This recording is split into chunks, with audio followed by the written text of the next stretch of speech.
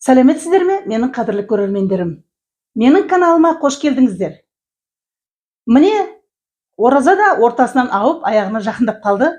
Ораза аяқталғанда 3 күн айт болады, мұсылмандардың мейрамы. Енді айтқа 1 күн қалғанда барлық үйде иіс шығарып, шелпек, бауырсақ, басқа да дәмді күлше нан, тәтті чак-чак, хворост пісіріліп жатады. Қысқаша айтқанда, иіс шығару керек. Менің көрермендерімнің көпшілігі қыз-келіншектер болғандықтан, сол жас қыз-келіншектердің өтініші бойынша мен бүгін сіздерге шелпек пісірудің 3 түрлі тәсілін көрсетейін деп отырмын. Ол біріншісі суға майға иленген май шелпек, екіншісі айранға содаға иленеді, үшінші түрі ашытқыға иленетін болады. Ендеше оны біз бастайық. Біз бірінші ашытқы қосылмайтын май шелпектен бастаймыз. Ол үшін бізге 200 грамм ыстық су қажет. 200-250 грамм. Мына бокалым үлкенде, мен бәрін құймадым судың. Оған 1 шай қасық тұз, 1 шай қасық қант және 2 ас қасық сұйық майымызды құямыз. Тұзы мен қанты еру керек, май араласу керек. Бұған біз 400 грамм ұн саламыз. Ұнымызды әдеттегідей алдымен жартысын саламыз.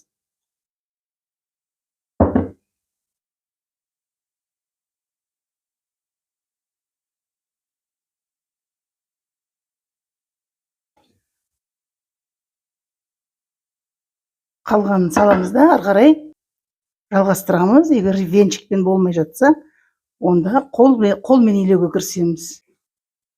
Осылай илеп, бір 5-10 минутта илеп, июн қандырып қоямыз.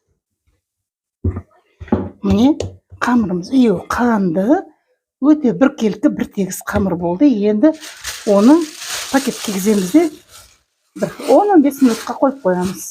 Ендігі кезекте біз ашытқымен илейтін боламыз. Ол үшін бізге 250 грамм жылы су керек.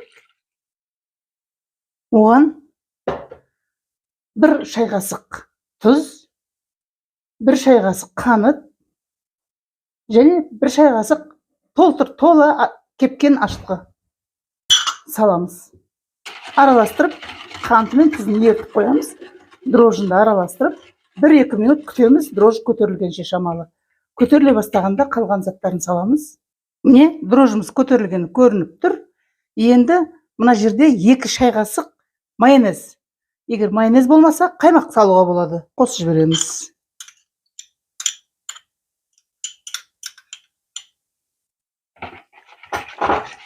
Араластырып жібереміз.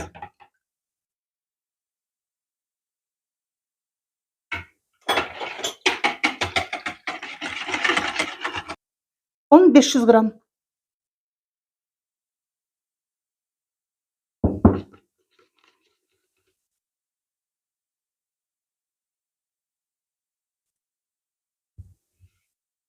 Саламыз. Түгел сала береміз, осы ұн түгел кетеді. 500 грамм.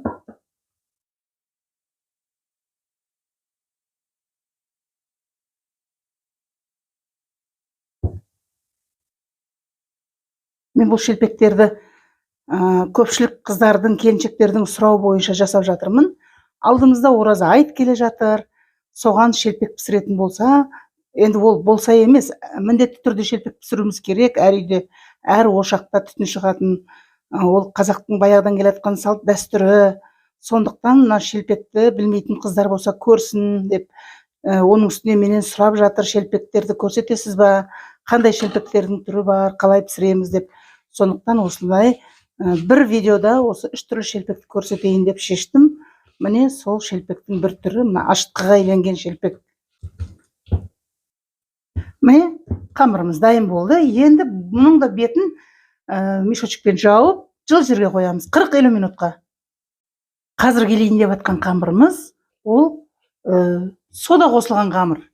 Айранға илейміз оны. Міне, 250 грамм айран. Оған 1 шай қасық толмаған тұз қосамыз. 1 шай қасық толған қант қосамыз. 2 ас қасық сұйық майымызды қосамыз.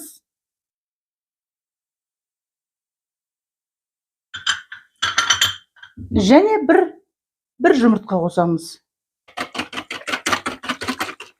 Және бұл қоспамызға 1 шай қасық сода қосып береміз. 1 шай қасықпен. Айран өзі бұның қышқылдығын басады. Сондықтан ол жөнінде уайымдамаймыз. Қант, тұз, жұмыртқа бәрі жақсы араласу керек. Бір келкі масса болды дегенде ұнымызды саламыз. Алдымен жартысын. Бұл жерде 500 грамын.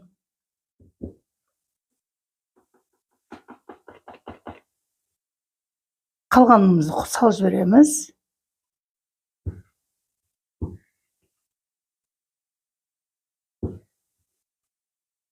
Енді қолмен илейміз ары қарай. Бұл қамырымызды жақсылап илеп, еуін қандырып қоямыз. Қолымызды майлап отырамыз. Қамырымыз еуі қанды. 2-3 минут жақсылап иледік. Жақсылап бұл қамырды да пакетпен орап, жылы жерге қоя саламыз.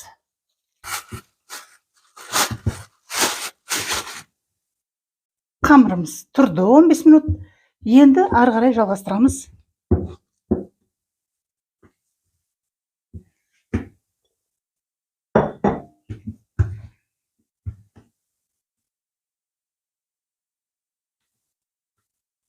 Осылай созыңқырап жайып аламыз осылай.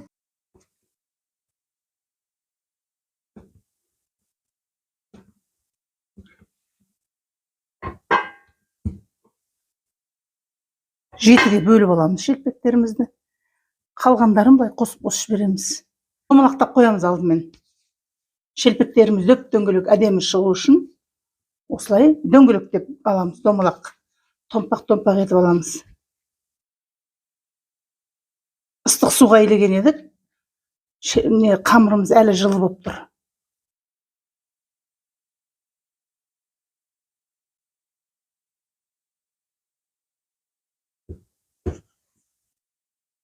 Бір 2-3 минутқа бетін жаба тұрамыз. Қамырымыз кішкене дем алды. 2-3 минут. Дастарханымызды аздап ұнда жібереміз. Қалғандарын бетін жаба тұрамыз да біреуінен бастаймыз.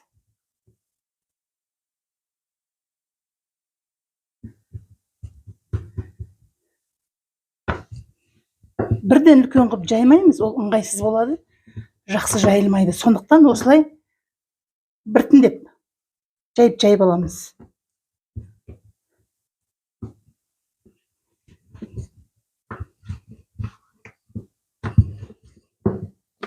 Сосын екінші этапта уже жұқалап жаятын боламыз. Жет шелпегімізді. Енді соңғы жайылғандарын былай бетін жауып қоя тұрамыз да. Біріншісінен бастап тағы да жаямыз. Аздап ұн себелеп отырамыз. Жаюымызға ыңғайлы болады. Енді мүмкіндігінше жұқа етіп 1,5 мүмкін болса сондай қылып жұқалығын жаямыз. Бұл шелпегіміз тез пісетін болады.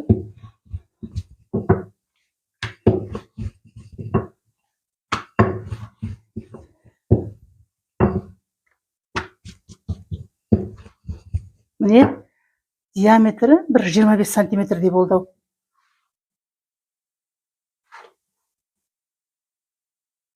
Жұқалығы міне 1,5 миллиметрдей, 2 миллиметрге жетіңкіремейді. Міне, шелпектерімізді жайып алдық. Бетін жаба тұрамыз. Шамалы 200 грамдай, 1 стакан май құямыз.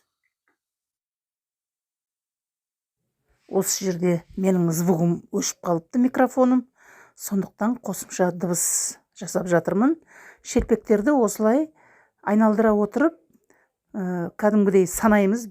1-ден 6, 7, 8-ге дейін и аударамыз. Екінші бетінде солай 7-8-ге дейін санап пісіріп, осылай сарғайтып пісіріп алатын боламыз.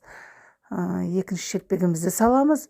Осылай барлық 7 шелпекті өстіп айналдыра отырып пісіреміз. Айналдырудың бір құпиясы ол майдың шелпектің барлық жеріне тиіп пісіріп шығуына көмектеседі. Айналдырып отырғанда май шайқалып, шелпектің барлық бетіне тиеді. Өстіп айналдырып отырғанда мен санап отырмын. 1-ден 7-ге дейін, 1-ден 8-ге дейін. Бір бетін, екінші бетін аударамын да, екінші бетінде солай санаймын. Осылай барлық шелпектерді пісіріп алдым. Май шелпектеріміз дайын.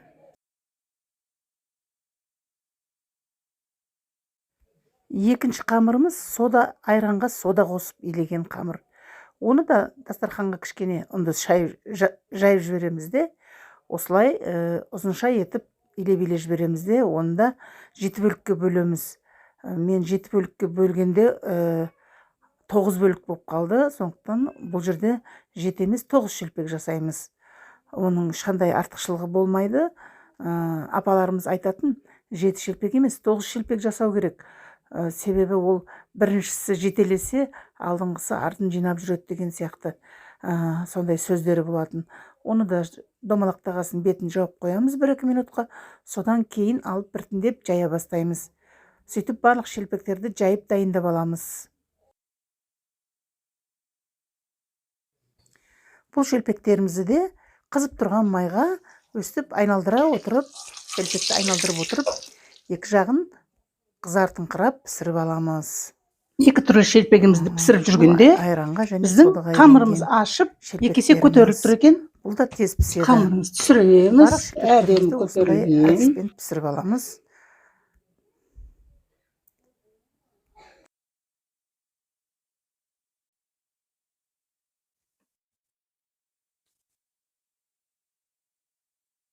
Домалақ шарик шығу керек. Міне, жетеуінде домалақтадық. Енді бір 2-3 минут, 4-5 минут па кішкене бетін жаба тұрамыз. Енді мына тез жайылу үшін осылай кішкене ұнда жіберген дұрыс деп отырмын. Бұл шелпектеріміз қатты үлкен болмайды енді. Шелпек жұмсақ өзі сондай. Міне, 7 шелпегімізді жайып болдық. Майымыз қызып атыр. Алғашқы жайғанымыздан бастап саламыз.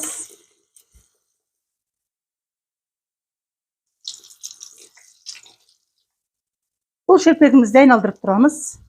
Барлық жері бірдей тисін деп. Майға. Айналдырғанда май шайқатылып, шелпектің барлық жеріне тиетін болады.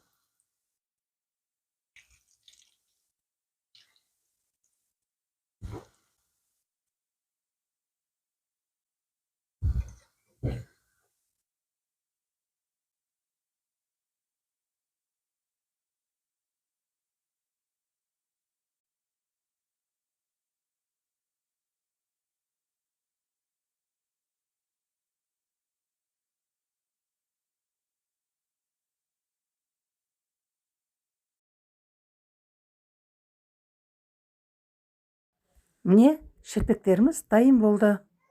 3 түрлі шелпек. Оразаларыңыз қабыл болсын.